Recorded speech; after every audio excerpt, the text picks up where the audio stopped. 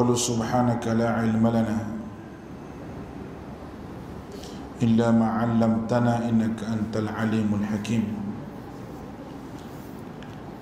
اللهم فقهنا في الدين وعلمنا التأويل واهدنا إلى سواء السبيل اللهم علمنا بما جهلنا وذكرنا منه ما نسينا. Kita sambung lagi kitab Penawar Bagi Hati ini pada sifat dengki,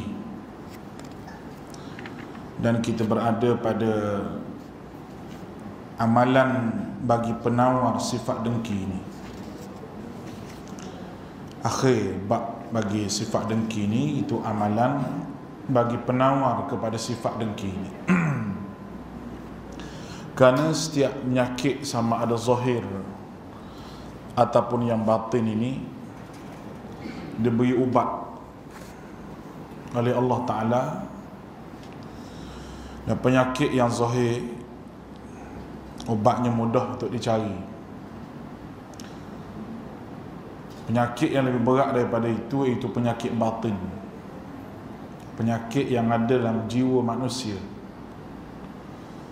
Ini tidak ada ubat di hospital, kecuali ubatnya tazkiyatun nafs, iaitu membersihkan diri dengan istighfar, dengan keyakinan kepada Allah Subhanahu wa Ta'ala.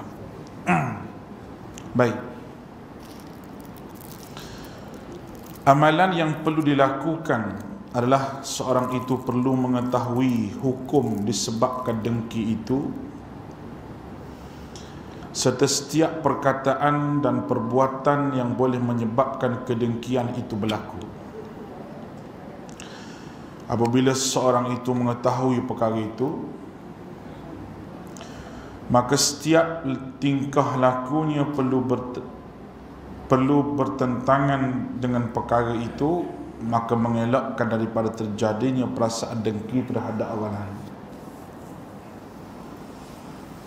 Amal yang perlu dilakukan adalah apabila orang itu tahu hukum disebabkan dengki itu. Hukumnya haram dengan sebab perbuatan, dengan sebab perkataan, menjadi orang yang rugi di hari akhirat.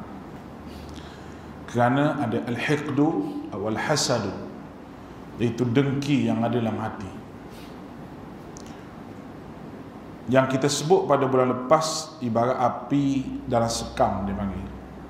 Duduk depan Allah Ta'ala, bila dibicarakan, tidak ada amal yang boleh membantu dia, dengan sebab sifat kedengkian dia kepada orang lain.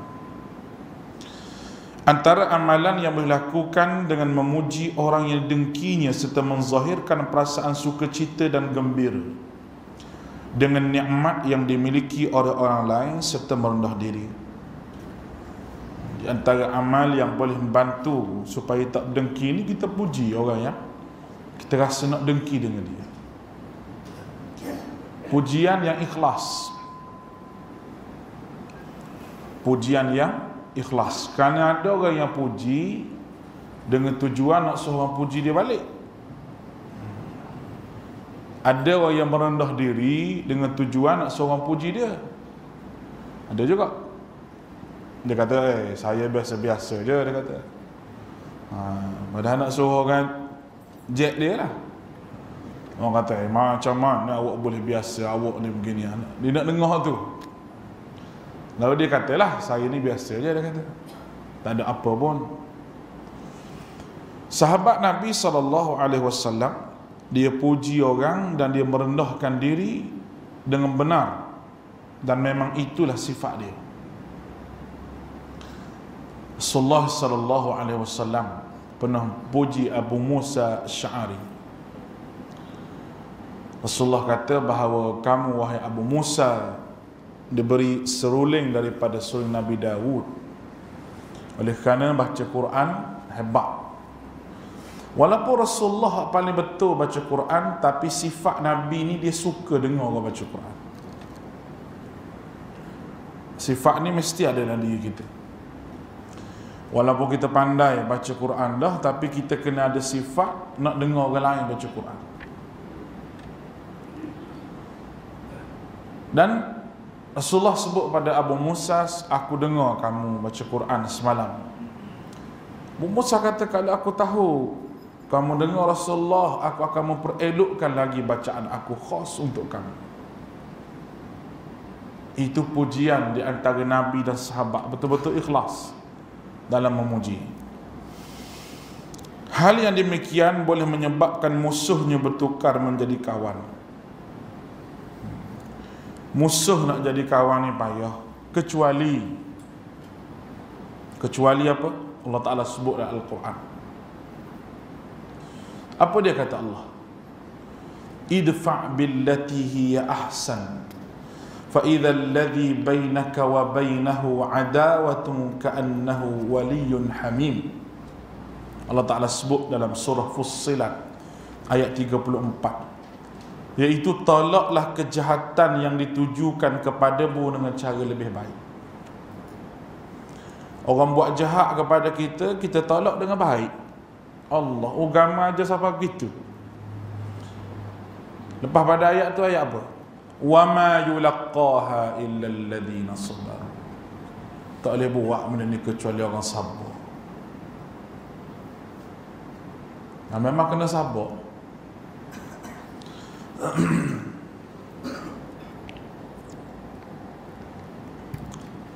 Baik, sebab tu kita sebut bahawa apabila dua orang yang bermusuh berdamai, kita kena ada rasa gembira. Nah, dua orang musuh berdamai, kita kena ada rasa gembira. Berdamai itu tak sekira lah berdamai masalah apa pun. Bila orang kata politik itu ustaz, dia kata nah, politik tak politik, damai itu adalah satu tuntutan Islam. Saya pegang situ ya. Saya bukan ahli parti mana-mana. Nah, dan kedamaian itu bukan dengan satu pihak, malah dengan dua pihak, tiga pihak, empat pihak, hatta dengan orang yang bukan Islam sendiri pun. Kerana Islam mengajar, wa in janahu lis-salmi fajnah laha wa tawakkal 'ala Allah. Kalau dia nak berdamai dengan kamu, berdamai dengan dia. Dan kalau dia khianat, wa tawakkal 'ala Allah, serah pada Allah. Itu ayat Quran. Allahu Akbar. Kita tanya dia, dah mu cerai bini mu kenapa dulu? Mu cerai talak apa? Talak satu. Berarti mu nak baik pula dengan bini mu? Masa mu cerai tu sebab apa? Oh, sakit hati sangat. Baru sakit hati, mulut dia tak jaga. Dia kata saya macam-macam. Dia kata saya gini-gini, mentang-mentang lah bini dia tu gaji banyak sikit pada suami dia. Bini gaji 4,500. Suami gaji 3,999. Lebih RM1 je. Dia boleh add lah. Nak sebab apa? Sebab gaji dia lebih pada suami dia. Saya geram, ustaz cerai. Lepas tu nak baik balik ni. Nak baik balik. Nak baik semula tu, kalau ingat kisah dulu tak baik dah. Kisah dia kata tu mesti ada sifat idfa' billati hiya ahsan. Mesti ada sifat. Tolak kejahatan yang dia buat dengan kebaikan. Mana-mana orang pun. Bila kamu dah bercerai sekali, dah dua kali, dah tiga kali dah bercerai, maka mu tak duduk sekali dah. Kerana apa? Kerana mu tidak ngam. Itu dalam masalah penceraian. Dalam masalah berkawan ni, kalau kita ingat peristiwa yang lalu, datuk awak tu pernah khianat pada datuk saya. Atuk awak tu pernah khianat pada datuk saya. Oh, tak selesai masalah. Dia jadi macam orang jahiliah. Dia menjadi macam orang jahiliah. Jahiliah yang berperang tu sebab apa? Bukan sebab apa pun. Unta kamu, unta aku, tu je. Unta pula bukan zaman aku ni, zaman atuk kita dulu. Berkelahi, unta siapa? Siapa bergaduh? Sebab tu saya kata, apabila ada sahaja seruan kepada berdamaian, nak satukan masyarakat, nak satukan agama, maka lebih aula kita menerima sebagai Islam. Yang pertama, soal nak politik ke strategi kau tu soal nombor 2. Tapi saya nak sebut tu dulu yang pertama, kita kena fokus. Nak setuju, tak mau setuju pun ikutlah. Tapi hak saya nak sebutnya begitu. Kerana perpecahan dan sifat dengki ini membawa kepada kerosakan. Itu natijah yang berlaku. Bukan sahaja di negara kita, malah di seluruh dunia adanya sifat dengki, perpecahan berlaku. Bila berpecah satu sama lain, musuh mengambil peluang di atas perpecahan. Dan tidak akan berjaya. Orang berpecah ni tak akan berjaya. Sebab itu dalam soal kita hidup atas muka bumi ni, nak jadi hamba Allah Ta'ala, kita kena ada ayat yang saya sebut tadi, idfa' billati hiya ahsan, tolaklah kejahatan dengan kebaikan. Apabila kita berlaku demikian, kata Allah, fa idzal ladzi bainaka wa bainahu, maka orang yang menaruh rasa permusuhan terhadapmu serta merta ka'annahu waliyun hamim, menjadi kawan yang rapat bagi kamu. Sebab apa? Sebab ikhlas buat baik dengan orang. Ikhlas buat baik dengan orang. Dia pun kita tak tahu dia ikhlas tak ikhlas. Tapi jangan bimbanglah tuan-tuan. Orang yang tak ikhlas berkawan dengan kita ni, Tuhan tunjuk dia tidak ikhlas. Mungkin berkawan tak lama. Kita ni kena ikhlas berkawan dengan orang. Walaupun nampak macam kita bodoh. Nah, orang lain kata, dia tu buat khianat pada orang, mu nak berkawan lagi dengan dia. Dia dengan aku tak ada masalah. Cuma kita beringatlah. Orang semua kata bodoh mu ni, dia kata tak cerdik mu. Tak apa, tak cerdik pun. Kerana kita ikhlas. Ikhlas kita itu penting. Bila kita ikhlas, Allah Ta'ala tunjuk bahawa hak berkawan dengan kita ni ikhlas ataupun tidak. Allah Ta'ala tunjuk. Baik nak jadi suami orang ke isteri orang, kalau tak ikhlas, Allah Ta'ala tunjuk tidak ikhlas. Perkahwinannya tidak ikhlas, tak ada lama perkahwinan tu. Tidak ikhlas, tak lama. Jadi suami yang tidak ikhlas ke isteri yang tidak ikhlas, siapa sahaja dengan tidak ada keikhlasan, maka Allah Ta'ala tunjuk. Walaupun ikhlas ni tidak ada orang yang boleh baca, tapi kita boleh nampak dari sudut body dia tu, buat satu benda-benda ikhlas ataupun tidak. Baik. Dia kata kamu perlu tahu manusia itu mempunyai tabiat menyukai apabila kawan dan saudaranya mendapat nikmat, tetapi membenci apabila musuhnya itu mendapat nikmat. Membenci orang yang mengganggu kawan dan saudaranya, tetapi menyukai pula orang yang mengganggu musuhnya itu. Oleh itu, sekiranya kita tidak mampu menyamakan antara saudara kita dengan musuh dalam menyukai ataupun membenci, kita perlu melepaskan diri daripada dosa dengki itu dengan dua perkara, dia kata. Kalau kawan yang rapat dengan kita dapat nikmat apa, dia tu orang kita panggil, kita suka. Nah, kita suka. Tapi kalau musuh kita dapat nikmat, kita dengki. Sebab apa? Sebab dia musuh. Musuh yang patut kita jadi musuh itu adu wallah, musuh Allah. Adu wakum, musuh. Siapa dia musuh Allah ni? Orang yang menyombongkan diri daripada Allah Ta'ala, melawan Allah Ta'ala. Itu musuh Allah. Sebab itu dalam istilah ummah ni, saya sebut selalu, ummah yang telah menerima Islam dia panggil ummatul ijabah, ummah yang telah terima. Yang ni kena ada kasih sayang. Ummah yang tidak terima lagi agama dia panggil ummatul da'wah, ummah yang kita kena ajak dia balik pada Islam. Dua ummah, ummatul ijabah dengan ummatul da'wah. Semua ni penting dalam hidup kita. Orang yang menolak Islam, satu hal tak apa, dia tolak, dia lawan kepada Islam. Dia tolak saja, tak mau terima Islam tapi tak lawan, tak ada masalah, ikut dia lah. Dia amal lah agama dia. Yang jadi masalah, kamu tolak Islam dan kamu lawan, kamu hina. Ini orang panggil kafir yang menjadi musuh kita. Kerana dia telah menjadi musuh Allah, maka dia juga musuh kita. Allah Ta'ala istihad musuh Allah Ta'ala macam mana. Jadi kita jangan sekali-kali bermusuh dengan sesama Islam, sebab dia bukan musuh Allah Ta'ala. Sama Islam jangan bermusuh. Kalau nak bergaduh pun bergaduh politik sekejap masa pilihan raya itu. Lepas tu boleh minum air sekali, atau boleh pergi masjid sekali, nak masuk syurga sekali. Tapi buat kita tak jadi gitu. Bergaduh siapa nak cucu. Nah, kata mengata pula, Allah, kalau saya ingat zaman saya dulu, jangan nak pergi rumah tu. Jangan nak pergi rumah tu. Kalau buat salah hujan nak berteduh dekat garas rumah dia, jangan. Jadi kafir. Itu dia dah. Itu soal kafir mengkafir. Ya Allah, alhamdulillah Allah Ta'ala beri peluang hidup. Allah Ta'ala kurniakan umur yang panjang. Mungkin kita boleh nampak hasil daripada kedengkian yang melampau dan kebencian yang melampau. Tak ke mana akhirnya. Tak ke mana akhirnya.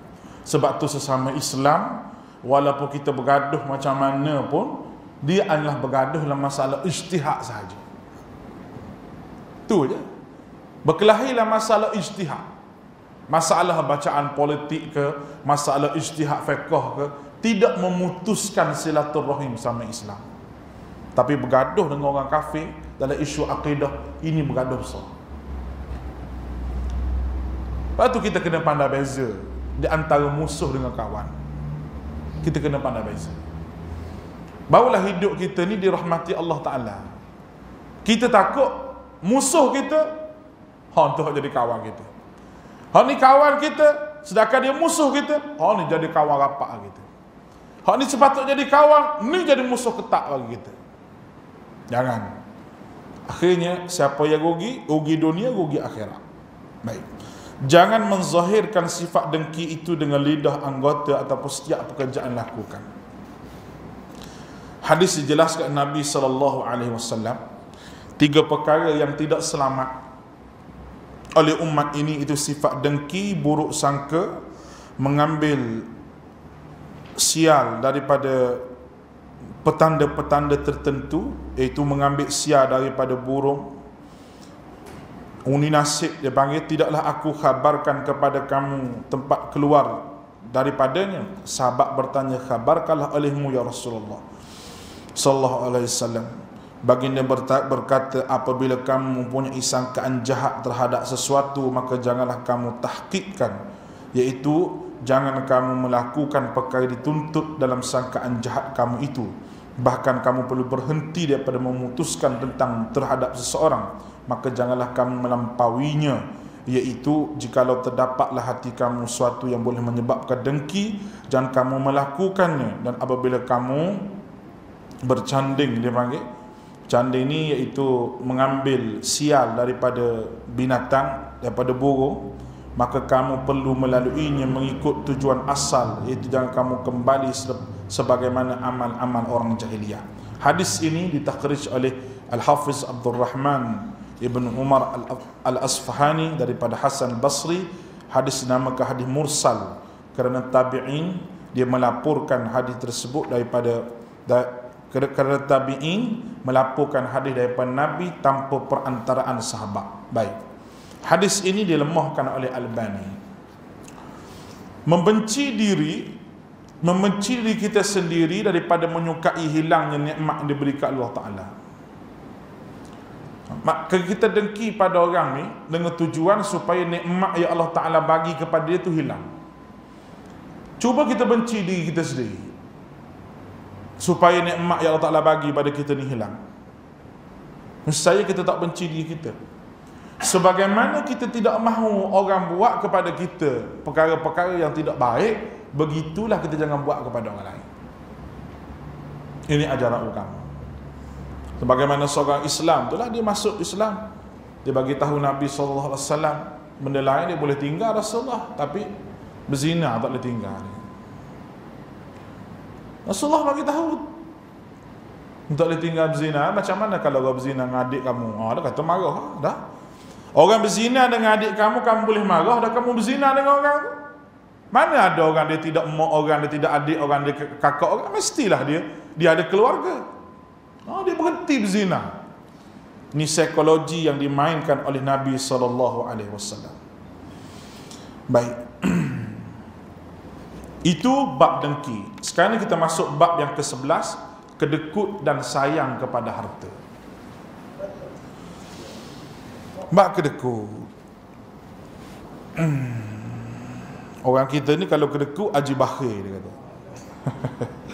Nah, ketahuilah sifat kedekut itu sebahagian daripada perkara yang besar dan sebesar-besar penyakit batin yang membinasakan. Kerana Allah Ta'ala berfirman, a'udzubillah minasyaitanir rajim, wa man yuqa syuhha nafsihi faulaika humul muflihun. Dan ingatlah siapa yang menjaga serta memelihara dirinya daripada dipengaruhi dengan tabiat bakhilnya, maka merekalah orang-orang yang berjaya. Bakhil ini adalah salah satu daripada sifat batin penyakit yang berat. Baik.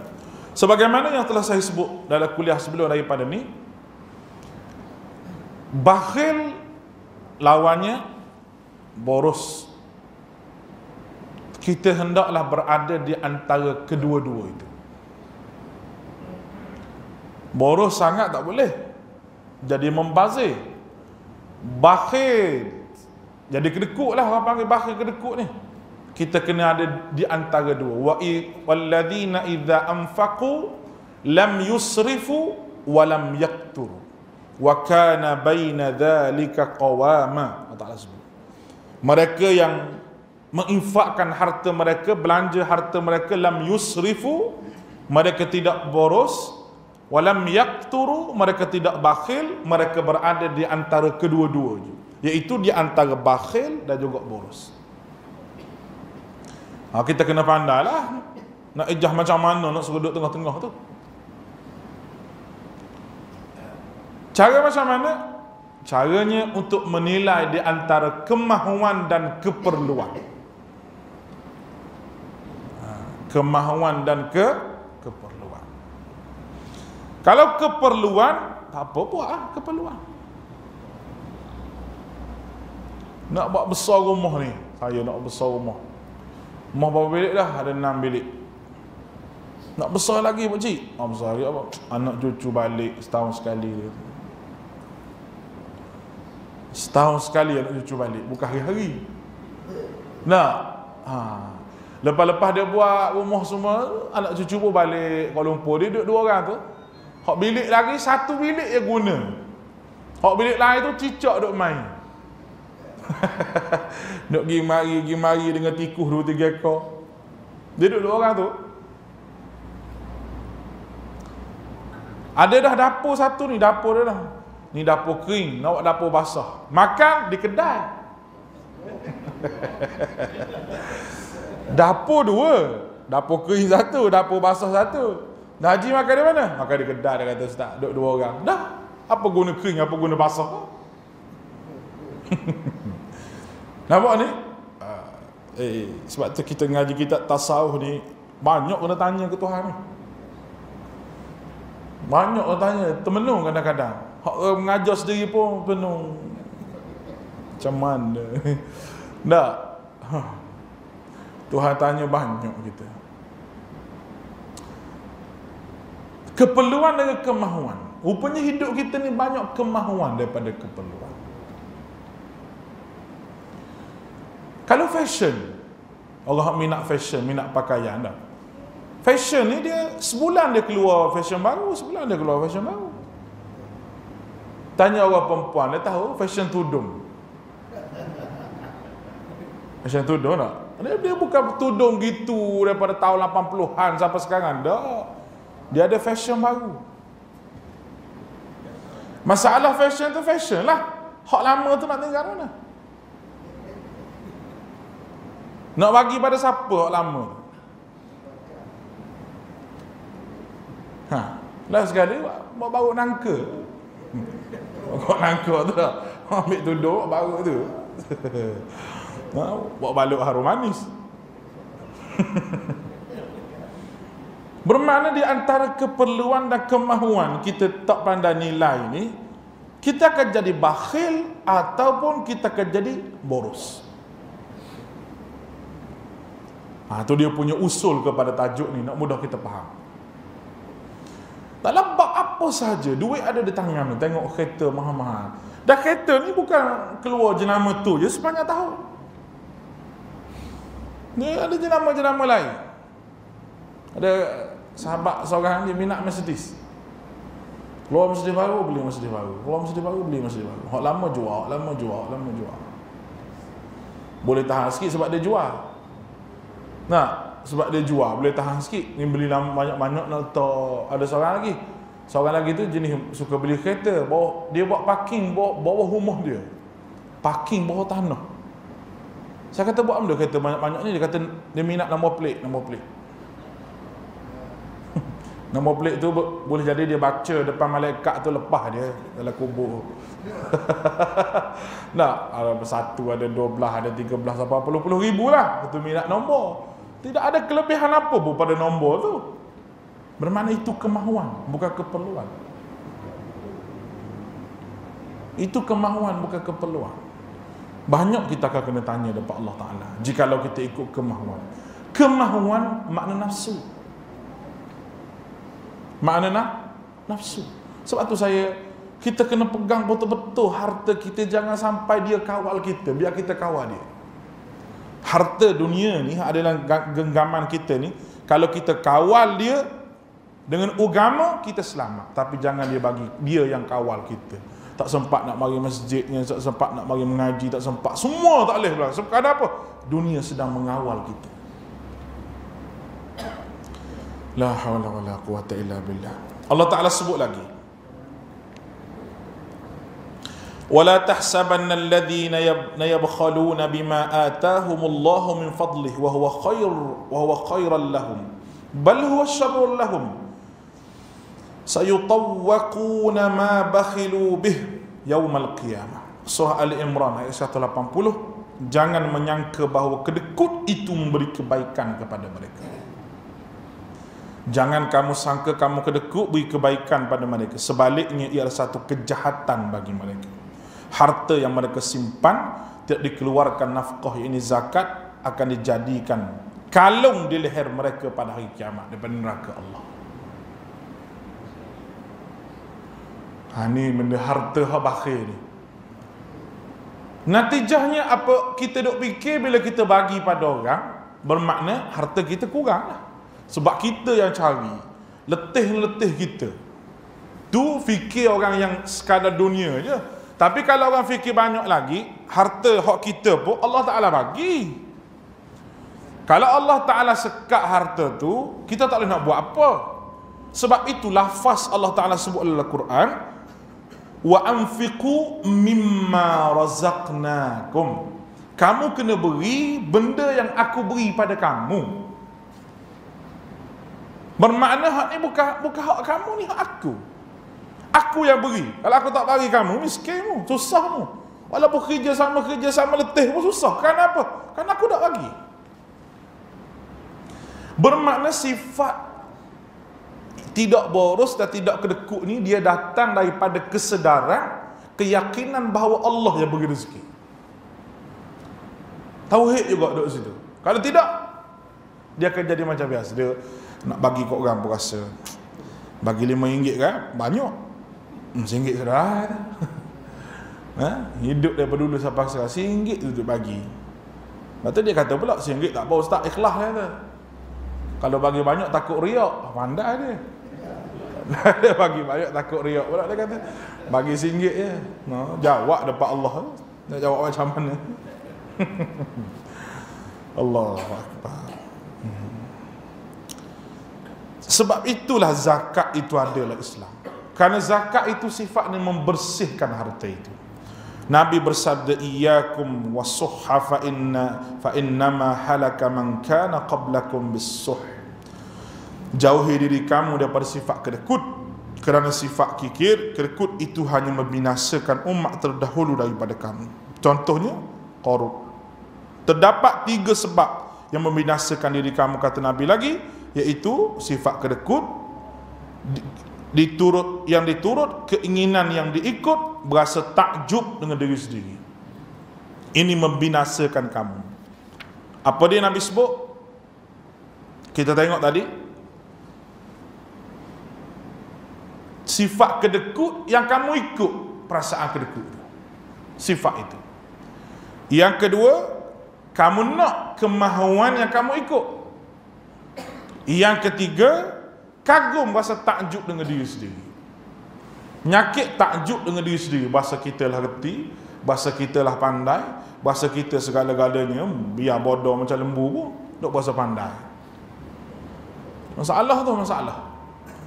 Tuan tak reti pun tapi duk berasa reti, duk berasa hebat, takjub dengan diri sendiri. Allahu Akbar. Lepas tu ustaz, kena pakai baju buruk-buruk. Bukan nak pakai baju buruk-buruk. Innallaha jamil yuhibbul jamal. Allah Ta'ala kat Nabi sebut, Tuhan ni cantik, indah dan suka pada keindahan. Nabi baju tak banyak tapi kemas. Kemas. Okey. Tak ada masalah. Baju Nabi tak banyak, berapa helai, tapi Nabi kemas. Imam Malik kaya, tapi dia pandai jaga harta dia. Uthman kaya lagi. Sayyidina Uthman Ibn Affan, orang kaya-kaya, tapi macam mana dia boleh mengurus tadbir harta dia? Kalau kita tengok, kesedaran beri harta para sahabat ni cukup luar biasa. Dia ada benda tu. Dan keyakinan dia bahawa Allah akan membalas dia. Allah Ta'ala akan tambah rezeki dia kerana dia bersyukur. Tanda bersyukur dengan rezeki, beri rezeki pada orang. Itu tanda bersyukur. Tanda kufur dengan rezeki Allah Ta'ala bagi, kedekut dengan orang. Kedekut sampai kedekut sangat. Kalau boleh bini kedekut macam mana? Nah, bini kedekut. Bang nak duit, beli sabun. Sabun nak beli. Guna duit awak dulu. Okey, tak apa, guna duit saya. Guna. Duduk seminggu, cik abang ingat ke guna duit dia lah. Sebab gaji dia ada juga. Dia kerja. Dia claim balik dengan suami. Bang nak beli sabun minggu lepas RM5 tu, tak bayar lagi. Kedekut punya bini. Nah, kita pun bagi je lah sebab duit dia. Sifat keluarga ni tolong menolong. Hak tak mampu, suami tak mampu, isteri tu kan tolong. Isteri tak mampu, suami tu kan tolong. Dan isteri ni kewajipan suami bayar nafkah dia. Dah dia kalau dia ada duit dah. Isteri pun tak mampu. Isteri pun mampu nak pelihara diri dia sendiri. Kalau suami tetap kena bagi walaupun isteri kaya. Dia kena bagi. Nah, suami bagilah 200. Isteri dia kata, bang, 50 sudahlah, 100 setengah ni saya hadiahkan bang. Kalau tu baru tak kahwin lain. Nampak tu? Ni sabun stokor pun kira juga. Kedekut punya pasal. Orang kedekut ni dia tak nampak ni, dia tak nampak akhirat, dia tak nampak. Dia rela harta dia tu rosak dengan begitu. Dia rela kalau tuan-tuan bayar, kalau dia ada rumah banyak, contoh rumah banyak lah. Rumah dia banyak. Ada seorang yang tak ada rumah. Tak adalah kata awak duduklah rumah tu dulu. Awak kerja lah, api, air, apa, elektrik semua awak bayar lah. Awak duduk situ tu. Tak ada. Dia rela tengok orang susah. Dia rela rumah tu dimakan oleh anak-anak. Dia rela rumah tu habis orang curi semua wiring semua. Dia rela gitu. Rela duduk jadi usang, orang kata jadi rumah hantu daripada bagi kat orang. Tu orang kedekut.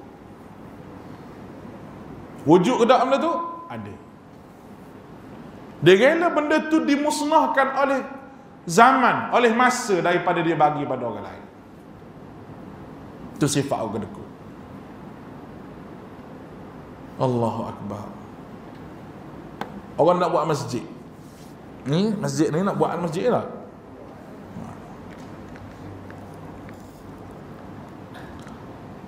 Selesai dah masalah duit masjid ni dah.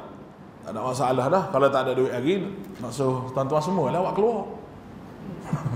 Tanah-tanah 2-3 bidang tu jual dah satu. Nah, tak nampak, tak nampak. Tak nampak ni punca apa? Punca rasa, jual tanah ni kan. Yang duk main gitu. Ni duk main dengan syaitan. Saya tak kata tak salah, tak salah. Hak ni kata tak sah, hak ni kata tak salah, dia senyap. Walaupun memiliki harta.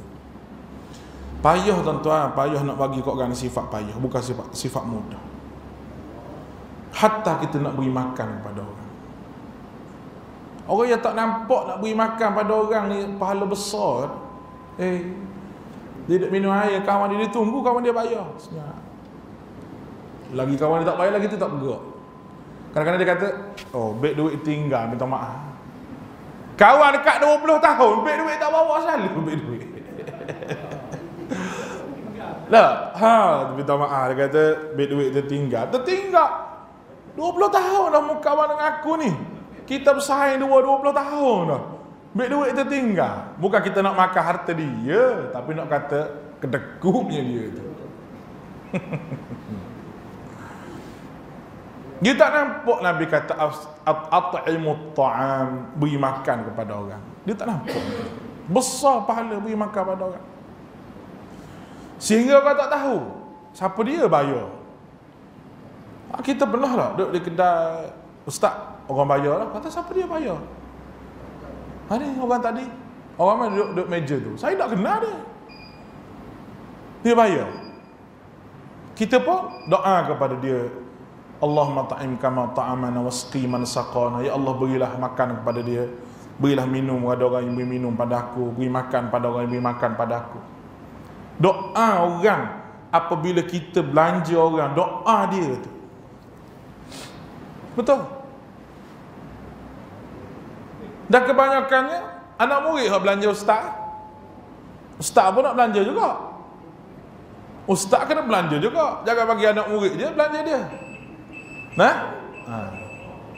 Sebab tu nanti habis kitab ni saya nak bagi seekor kambing masjid ni. Tapi bila nak habis 2 tahun lagi lah. Dah bergurau je. Tapi memang saya nak bagilah seekor kambing tu. Bukan tunggu habis kitab, nak jamu orang makan. Jamu orang makan. Saya mengajar kampung saya gitu. Kita tak ambil duit mengajar kampung ni. Sebab apa? Sebab rumah dekat, rumah satu. Yang kedua, zaman dulu orang kampung hok bagi duit pada kita pergi ngaji. Pergi belajar, balik-balik kita nak rembat duit dia juga. Tak betul lah. Saya pun kata saya tak ambil duit sesen. Tuan-tuan semua mari dengar je. Mari dengar, bawa telinga, bawa kitab tu je. Lepas tu ada masa-masa kita jamu makan. Kita buat nasi minyak, kita apa, kita jamu makan. Suka orang kampung. Orang kampung kata, sedap ustaz nasi minyak ni. Sebagaimana Pok Cik makan nasi minyak tu sedap, maka agama hak Nabi bawa ni sedap. Jangan duk buat benda hak Nabi tak buat. Sebab benda tu tak sedap. Dia pun senyap. Nambah lah Pok. Tu ya dakwah kita, beri makan pada orang. Beri makan pada orang tu je. Lama-lama dia mari nak makan dulu. Hatta orang yang benci kita mengajar apa, benci. Boleh jadi kawan yang rapat dan orang yang kuat menyokong kita. Dengan sebab apa? Dengan sebab kita buat baik dengan dia. Tengok dia duduk meja hujung pagi-pagi, duduk kedai kopi, meja hujung. Kita masuk nak makan nasi khabu, ni meja hujung. Saya bagi tahu tuan kedai, bayar meja tu. Bayar tu. Lah sekali malu dia mari. Dia mari masjid. Mari masjid dengar. Mula-mula mari masjid dia duduk luar tu, tangga dengar senyap. Tak apa, asalkan dia mari. Lama dia masuk rapat, lama-lama tanya soalan, lama-lama buat ikan di rumah, lama-lama jadi penyokong kuat. Dia pula marah pada orang marah pada kita. Allahu Akbar. Sebab apa tuan-tuan? Sebab tadi idfa' billati hiya ahsan. Tolak kejahatan orang dengan kebaikan. Tak rugi. Sebab Tuhan janji orang yang musuh yang kuat dengan kamu akan jadi kawan yang rapat. Tu ya dakwah kita mampu buat. Lepas tu jangan kedekut nak bayar kau orang. Jangan. Kita dengan kawan kita tu sama-sama nak bayar. Buat jadual. Hari ni mau bayar, esok aku bayar. Hari ni mau bayar. Kalau makan sekali dah. Ni apa kira-kira dia pun buat lok-lok cari duit. Ada tak? Dia tengok RM5 tak cukup dia. Dah? Jangan buat gitu. Kalau kita tak ada duit, tak apa. Ni kita ada duit. ada duit, ada simpanan. Kita kata ada simpanan. Simpanan untuk siapa? Tuan-tuan melaburlah apa-apa simpanan untuk siapa? Dia kata untuk anak cucu. Anak cucu, simpanan untuk anak cucu. Tu tak apalah simpanan untuk cucu, simpanan untuk kita berjalan jauh akhirat tu mana? Perlu ada simpanan juga, perlu ada saham juga akhirat. Lepas tu kalau tak selesai bab harta datang muka dunia ni, akhirat esok masalah besar kita. Ada seorang pergi jabat tanah, nak selesai masalah tanah. Dia kata zaman ayah pada tok wan dia lagi tak selesai masalah. Tanah banyak, tepi bukit tu, tanah dia saja. Tak selesai masalah ni. Pemaju nak beli tak boleh beli sebab tuan tanah dia berlapis-lapis. Berapa setahun lebih nak selesai masalah ni. Tengok orang tu mati, akad tarekah lu sekali, peringkat adik-beradik, waktu peringkat bawah pula. Hak ni tak ada anak lelaki, anak saudara pula. Oh susah, pening orang jabat agama. Kerana tak selesai masalah. Tuan-tuan nak beri tanah kepada anak-anak, berilah masa hidup ni. Hadiah pada dia. Dah ada dah, tuan-tuan tengok masing-masing boleh tengok akaun masing-masing, harta masing-masing. Hak ni siap-siap bagi pada anak-anak semua. Lepas tu kalau hak mati ni, anak-anak dapat dah bahagian dia. Anak-anak hak fikir jasa mak bapak dia, lebih-lebih hak mati ni, lebih-lebih dah ayah dia mati dah, wakaf pula pada sekolah, wakaf pada tu, wakaf pada ni. Nak suruh jadi amal jariah. Hak kita sendiri masa hidup wakaf dah. Habis dah hak ni bahagian anak, hak ni bahagian wakaf. Allahu Akbar. Tak nampak akhirat, dia tak nampak benda tu. Macam mana nak jawab dengan Tuhan ni? Banyak harta yang kena hisap di hadapan Allah Ta'ala. Sebab tu kita suami isteri ni kena pesan-pesan satu sama lain. Kena pesan-pesan. Tengok isteri pakai ada gelang baru, suami kata beli gelang baru pula lah. Saja bang, design baru. Design baru dia kata lah. Lepas tu hak lepas tu mana? Hak lepas ada bang, simpanan hari tua dah tu. Umur 60 dah. Dia kata simpanan hari tua dah tu. Simpanan untuk akhirat tidak ada, simpanan hari tua ada. Dah banyak rumah tu, dengan gelang lagi, dengan rantai lagi, dengan kalung lagi, dengan cicing lagi. Banyak perkara sampai nak simpan rumah tu takut orang curi. Sewa peti besi dekat bank tu tak, bayar tahunan pada bank. Kenapa? Nak simpan barang kemah. Bila orang kata kita nak hantar budak seorang ni pergi mengaji luar negara, dia pun senyap, tunduk tu, ingatlah hak gelang 2-3 orang tu, tak ingat juga. Sepatutnya dah ada 6 dah dalam untuk simpan dengan bank. Hak rumah ni pakai 3. Dah orang duk minta derma ni, budak nak pergi mengaji, cabutlah malam ni sekali. Cabut. Ambil Ustaz pergi gadai jual. Saya bagi. Selesai masalah ustaz tu. Nak hantar pelajar nak pergi belajar luar negara. Ni dah. Nak duk tengok gitu, nak berikan sayang, dia tengok gitu. Sampai berlambak-lambak. Tambah. Nak pergi ke mana? Nak pergi ke mana semua tu? Nak pergi ke mana semua tu tuan-tuan? Bila benda ni kita tak fikir, akhirat kita rugi, kita menyesal akhirat. Saya selalu sebut orang yang pertama Allah Ta'ala sebut masa nak mati tu, dia kata fa'as-saddaqah, aku nak bersedekah nak mati. Benda lain dia tak minta, taklah kata nak istighfar, nak baca Quran, tak. Nak bersedekah dulu. Wa akum minas salihin, baru nak jadi orang baik-baik. Kenapa? Kerana dia nampak sedekah tu merupakan amal yang boleh bawa kematian dia, saham tu sampai dengan sedekah. Apatah lagi kita sedekah pada orang nak pergi mengaji yang saya sebut tadi tu. Nak pergi mengaji, kita beri sedekah, dia balik, dia boleh mengajar apa. Allah, saya selalu doa orang yang beri pada saya duit dulu masa saya mengaji dulu. Ada mati dah 2-3 orang. Sampai mak ayah saya tak keluar duit 1 sen pun saya ingin mengaji. Kerana orang bagi. Jadi saya pun tak minta. Dah kita ada duit dah. Buat apa kita nak minta mak ayah lagi? Nah, mak ayah tak apalah tak bagi duit pun. Mak bagi juga RM50 sebulan. Tu je lah hak bagi mampu. Tapi orang lain banyak ada hak mati dah. Separuh-separuh. Setiap kali saya mengajar ni lah hati saya, ya Allah, sampaikanlah pahala aku mengajar ni juga pada dia. Kerana dia yang menyebabkan aku boleh mengajar. Dia menyebabkan aku boleh jadi ustaz, boleh mengajar pada orang. Oh, dia duduk dalam kubur tu pahala bertambung-tambung gigi dia. Kita nampak benda tu semua. Kalau ada anak cucu kita, saudara mara kita hak mengaji, baik mengaji apa pun beri. Jangan kedekut nak bagi RM100 ke RM200 sebab kita ada duit. Sebab kita ada kedudukan dan kita ada macam-macam atas muka dunia ni. Tak lapar kalau kita bagi pada. Tak lapar kita bagi ke dia RM100, RM50. Mudah-mudahan dirahmati Allah. Sekat itulah untuk malam ni. Saya ada kuliah pula lepas ni di Masjid Tuanku Said Putra. InsyaAllah mudah-mudahan dirahmati Allah Subhanahu Wa Taala. Tadi tuan-tuan kena ingatlah, di antara dua tu lah, kemahuan dan keperluan. Kena tengok situ je. Nak buat apa pun, situ je duduk dia. Kalau kemahuan, tarik diri. Kalau keperluan, buatlah rumah besar istana pun. Keperluan, sila. Kalau kemahuan, tak payah.